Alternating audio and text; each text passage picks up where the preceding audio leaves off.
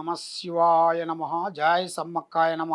జై సారలమ్మాయ నమ. జై కొండదేవతాయ నమ. ప్రజలందరికీ నమస్కారము. 2025 జూలై మాసం కన్యరాశి ఫలితాలు. ఈ కన్యరాశిలో ఉండవలసిన వాళ్ళందరికీ ఉత్తరాపాద నక్షత్రము 1, 2, 3, 4 పాదములనగా, హస్తా నక్షత్రము 1, 2, 3, 4 పాదములనగా, చిత్తా నక్షత్రము 1, 2 పాదములనగా కలిస్తేనే కన్యరాశి ఫలితాలు. ఈ కన్యరాశిలో ఉండవలసిన వాళ్ళందరికీ అదృష్టము, జీవితము, లలాటకము, యోగము, నక్షత్రము, స్థానబలము. స్థానబలం అనగా ఇల్లు. మరి ఇలా జాతక యోగములో కూడా స్థానం అనేది బలువైన ఇల్లు ఒకటి కట్టుకోవటం కానీ కొనటం కానీ ఇలా జాతకంలో అనేది ఒకటి రాబోతుంది. మరి ఈ జాతకంలో ఉండవలసిన వాళ్ళ ఆలోచనలు చాలా వరకు షార్ప్గా ఉంటాయి. మరి దైవశక్తి ఎక్కువగా ఉంటుంది. ఆరోగ్యంలో కూడా కొంత జాగ్రత్త పాటించాలి. విద్యార్థులకి, రైతులకి మంచి అవకాశాలు కొన్ని రాబోతున్నాయి. మరి ఇలా జాతక యోగంలో చూసుకుంటే ఒక్క స్త్రీ వలన అద్భుతమైన విజయాన్ని సాధించే మార్గం కనబడుతుంది. ఒక స్త్రీ వల్ల అదృష్ట యోగం, కలిసొచ్చే యోగం ఉంది. మరి గృహంలో ఉండవలసిన వాళ్ళు మానసిక ప్రశాంతత అనేది కొంచెం ఇబ్బందికరంగా కనబడుతుంది. అంటే గృహిణులు మానసికంగా కొంత ఇబ్బందిగా ఉంటుంది. ఎందుకంటే వాళ్ళకి ఇంట్లో ఉండవలసిన వాళ్ళకి కొన్ని ఇబ్బందులు, కొన్ని ఎదురే మార్గాలు కనబడుతున్నాయి. కాబట్టి స్త్రీలకి మానసికమైన ప్రశాంతత అనేది పోతుంది. కాబట్టి వాళ్ళు దైవ అనుగ్రహాన్ని, దైవ పూజల్ని అలాగ వాళ్ళు చేసినట్టుగా అయితే తప్పకుండా వాళ్ళకి మళ్ళీ ఆ ధైర్యశక్తి వాళ్ళకి వస్తుంది. వాళ్ళ మైండ్ బాగుంటుంది. వాళ్ళు చేయాల్సిన కార్యక్రమాలన్నీ అభివృద్ధిగా ఉంటాయి. ఈ కన్యరాశిలో ఉండవలసిన వాళ్ళందరికీ ఆర్థిక ఇబ్బందులతో కొంత సతమతం అయిపోతుంటారు. ఆ ఆర్థిక ఇబ్బందుల వలన చేతికాడికి వచ్చింది చేజారిపోవటం, నమ్మిన వాళ్ళు మోసం చేయటం.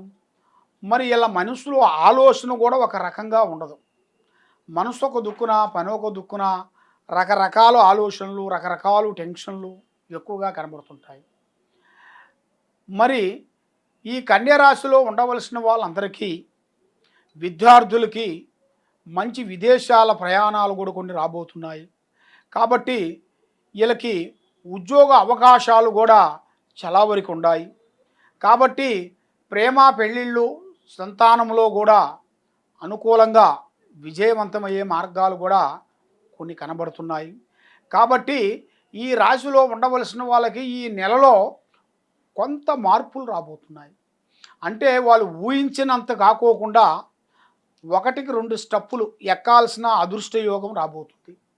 మనకి ఇస్తానన్న వాళ్ళు డబ్బులు కానీ, బంగారం కానీ, వస్తువులు కానీ అది మనకి చేతికాడికి వచ్చి భంగమైపోతుంటుంది. కాబట్టి అలాగ భంగం కాకోకుండా అది మీకు ఏ రూపంలో అయినా ఒక రూపంలో మీకు తప్పకుండా దగ్గరికి వచ్చే మార్గాలు కూడా అతి దగ్గరలోనే కనబడుతున్నాయి. కాబట్టి ఇప్పుడు టయాలు అనేది అంత అనుకూలంగా లేని దాని వలన మనస్సు, పని, ఆలోచన ఒక రకంగా లేదు. కాబట్టి ఇప్పుడు మెయిన్గా దైవ దర్శనాలు ఎక్కువగా చేయాలి మీరు. అది కూడా మీరు ఊహించరు. ఫలానా గుడికి వెళ్తానని కూడా ఊహించరు. అనుకోకుండా అకస్మాత్తుగా మీకు అనుకోకుండా పెద్ద పెద్ద దేశాలు, పెద్ద పెద్ద విధానాలు, బిజినెస్ పరంగా వెళ్ళాల్సిన యోగం అనేది మీ జాతకంలో కలిసి వస్తుంది. కాబట్టి మరి ఒక స్త్రీ నుంచి మీ జాతకం అదృష్ట యోగం పట్టబోతుంది. ఆ స్త్రీ నుంచి మీ జాతక యోగం అనేది పెద్ద పెద్ద స్థాయిగా కుదురుగా రావాల్సిన యోగం అనేది మీ జాతక యోగంలో ఉంది. కాబట్టి మరి మీరు ఏ కార్యక్రమం చేయాలనుకున్నా, ఏది చేస్తామనుకున్నా కూడా పెద్దవాళ్ళ ఆశీర్వాదం చాలా ఇంపార్టెంటు.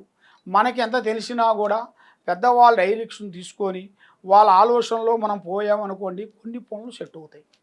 కాబట్టి ఏ పనైనా కానీ, ఏదైనా కానీ ఆలోచించి అడిగేయండి. తొందరపాటు వద్దు, ఆచితూచి అడిగేయాలి.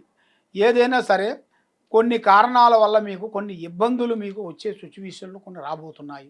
ఆ ఇబ్బందులు రాకూడదంటే కొంత మన జాగ్రత్త పడినట్టుగైతే మీ జీవితానికి, మీ లైఫ్కి, మీ జీవితానికి, మీ వెలుక్కి చాలా వరకు అద్భుతంగా విజయవంతమయ్యే మార్గాలు కూడా మీకు కనబడుతున్నాయి. మరి మీకు శారీరక శ్రమ, ఈ శారీరక శ్రమ వలన ఎన్ని రోజులు ఎంత కష్టపడుతుంటారు కానీ దానికి తగ్గ ప్రతిఫలం ఉండదు. ఏది అనుకున్నా కూడా విజయవంతం అనేది ఉండదు. మనసు శాంతిగా ఉండదు. లక్ష్మి నిలబడదు.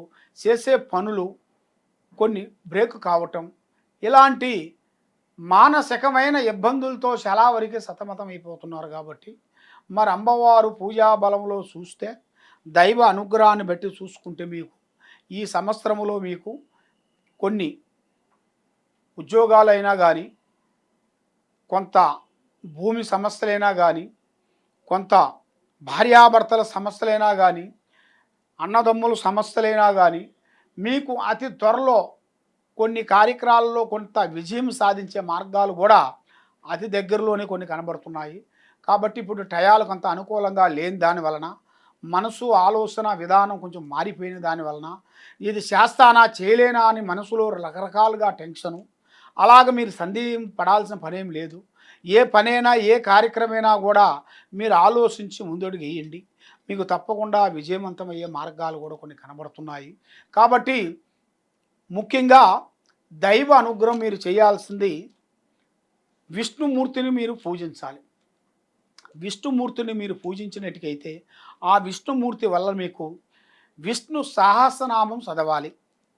విష్ణు సహస్రనామం వలన మీ ఇంట్లో మీకు మీ కుటుంబంలో కూడా ఏ పనైనా కానీ ఏ కార్యక్రమైనా కానీ మనశ్శాంతిగా ఉండి, దరిద్ర దేవతలపై మనశ్శాంతిగా ఉండి, లక్ష్మీ నిలబడిపోయి చేసే కార్యక్రమాలు ముందుకు వచ్చి, చేసే పనులు అభివృద్ధిగా వచ్చి, ఏ కార్యక్రమం అనుకుంటున్నారో ఆ కార్యక్రమం మీకు 100% సక్సెస్ అయ్యే మార్గం కనబడుతుంది. కాబట్టి మీరు ఎక్కడెక్కడో పోయి నిరాశ చెంది జ్యోతిష్యం చెప్పించుకొని బాధపడుతున్నారా, ఈ కింద ఉండాల్సిన నెంబర్కి నాకు ఒకసారి సంప్రదించినట్టుకైతే మీ పేరును పెట్టి మీ సమయాన్ని బట్టి మీకు ఏ సమస్య ఉన్నా ఏది ఉన్నా కూడా ఆ సమస్యను బట్టి మేము చూసి చెప్పగలుగుతాము.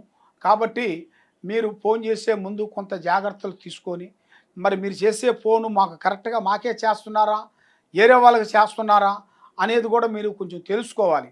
ఎందుకంటే మాకు చాలామంది ఫోన్లు కూడా చేసి మీకు ఫోన్ చేసాం స్వామి అని చాలామంది చెప్పారు. కాబట్టి కొంతమంది మనం చెప్పిన దాని మీద కూడా ఏరే వాళ్ళ నెంబర్ వేసుకొని కొంత ఫోన్లు మాట్లాడే వాళ్ళు చాలామంది ఉన్నారు. కాబట్టి అది మీరు జాగ్రత్త చేసుకోవాలంటే ఒకసారి నాకు ఫోన్ చేసి మమ్మల్ని సంప్రదించినట్టుగైతే ఏమిటనేది మేము చెప్పగలుగుతాం. సర్వే జనా సుఖినో భవంతు. ఓం నమః శివాయ.